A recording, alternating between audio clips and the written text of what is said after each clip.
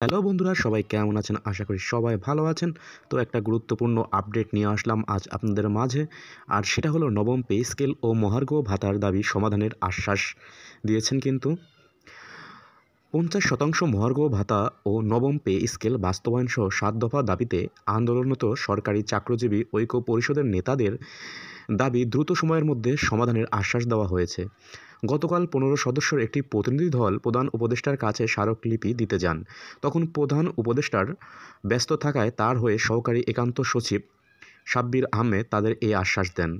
ঐক্য পরিষদের নেতাদের সাব্বির আহমেদ বলেন, আপনাদের অনেক দুঃখ কষ্ট আছে, সেগুলো আমি দেখেছি।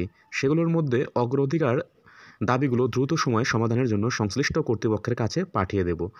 প্রধান উপদেষ্টার এপিএস সাব্বির আহমেদ গণমাধ্যমকে বলেন, ১১তম থেকে ২০তম গ্রেডের কর্মকর্তা কর্মচারীদের একটা প্রতিনিধি দল প্রধান উপদেষ্টার কাছে স্মারকলিপি দিতে এসেছিল।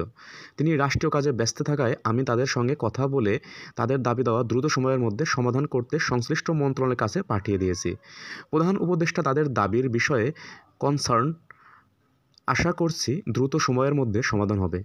বাংলাদেশ সরকারি কর্মচারী উন্নয়ন পরিষদের সাধারণ সম্পাদক ও ঐক্য পরিষদের সমন্বয়ক আসাদুল ইসলাম বলেন, ২০১৫ সালের সর্বশেষ পে স্কেল দেওয়া হয়েছিল। প্রতি ৪ বছর পর পর পে স্কেল দেওয়ার কথা থাকলেও সেটি হয়নি।